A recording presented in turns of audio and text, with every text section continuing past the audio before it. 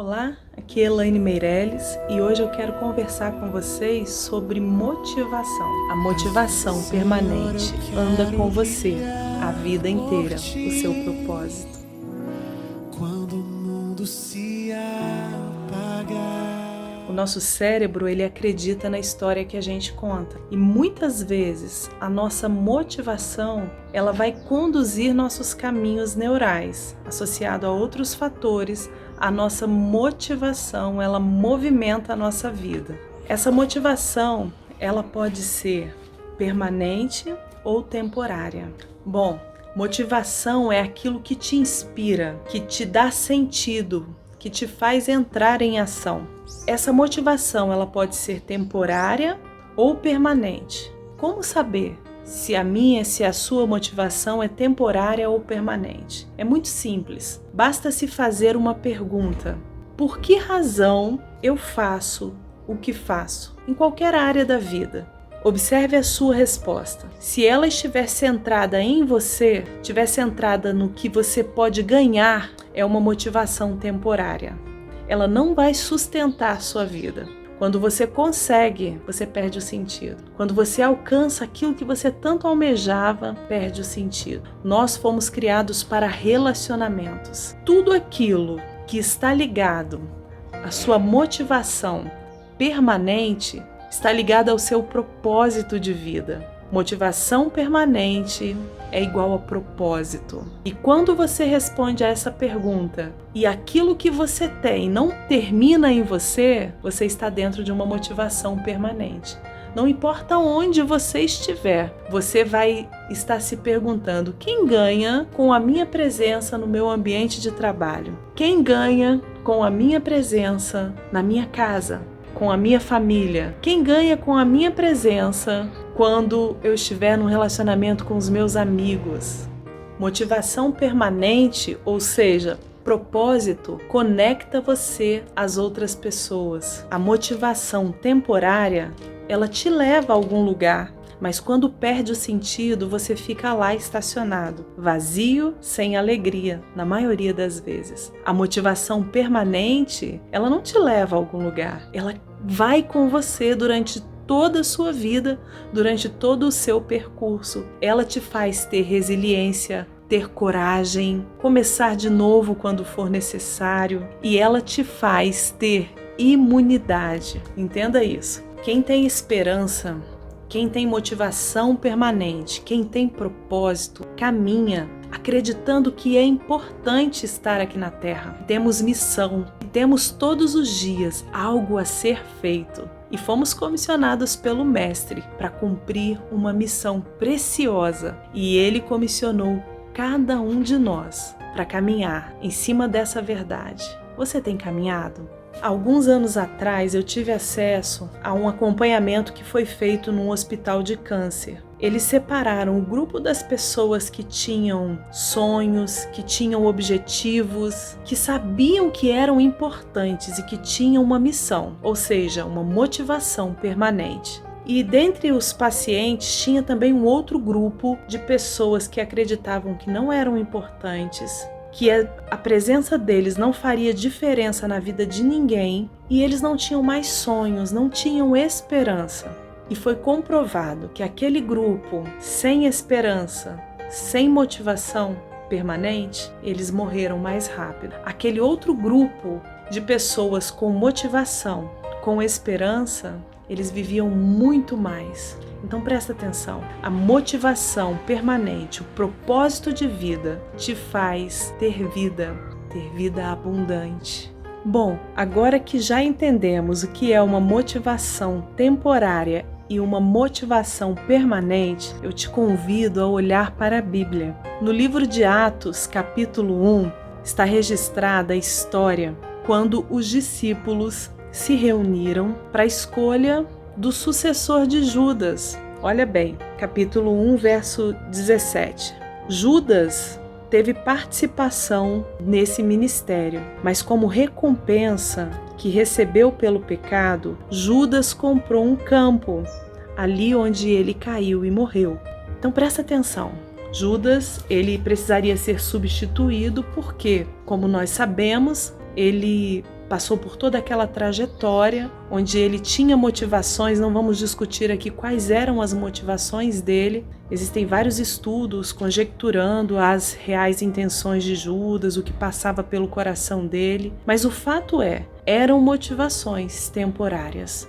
Motivações que não trouxeram satisfação a Judas, que deixaram tão inquieto a ponto de tirar sua própria vida. Então, essa motivação temporária é aquilo que aflige muitas vezes muitas pessoas. E depois de iniciar ali o discurso, Pedro disse assim: olha, é necessário que outro ocupe o seu lugar. Aí eles começam na sequência do texto a conversar sobre as características que deveria ter essa pessoa que ocuparia o lugar de Judas.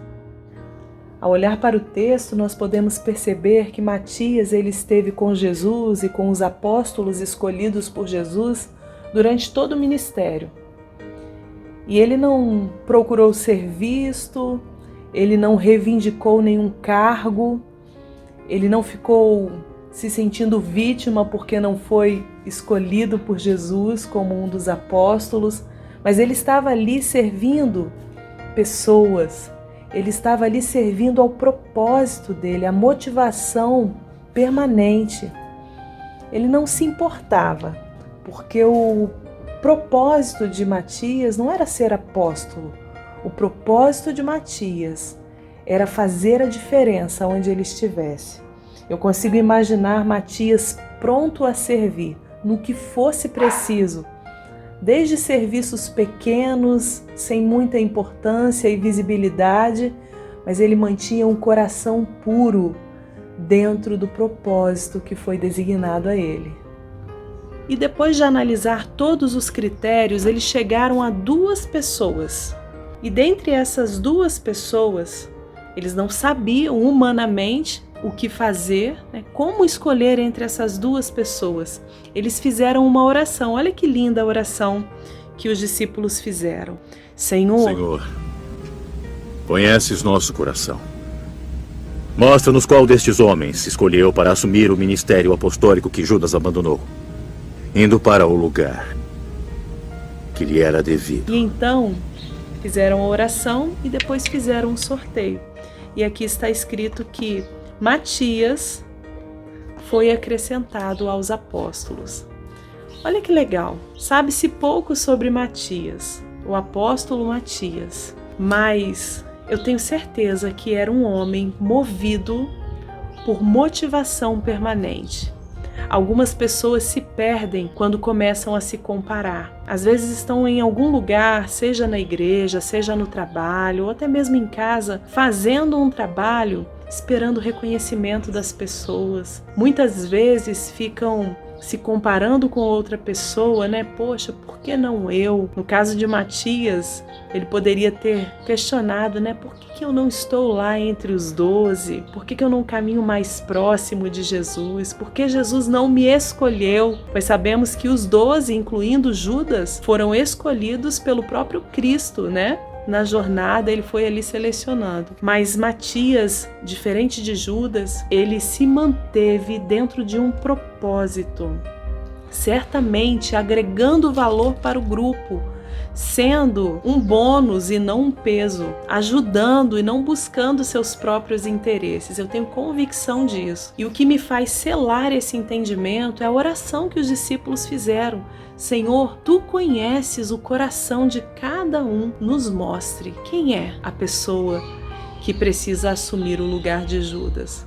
Então eu quero, com essa reflexão que fizemos hoje, convidar você a se questionar. Olha para dentro, olha para fora também. Verifique se você está sendo guiado por motivação temporária ou por motivação permanente. Se não estiver na motivação permanente, busque o seu propósito de vida. Todos os dias, quando amanhecer, pergunte a Deus o que tem para ser feito.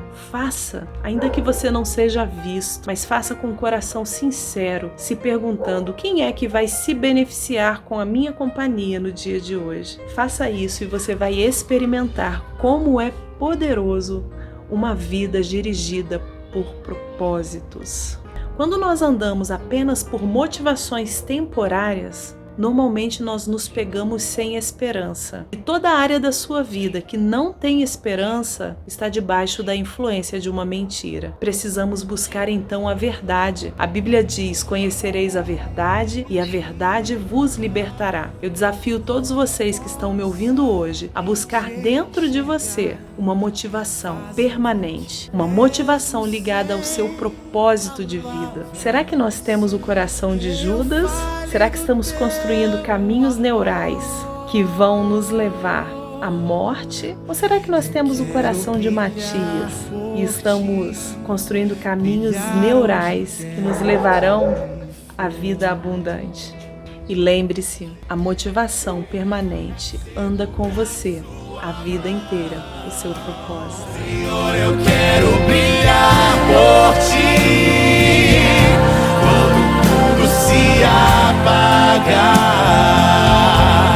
Eu quero que através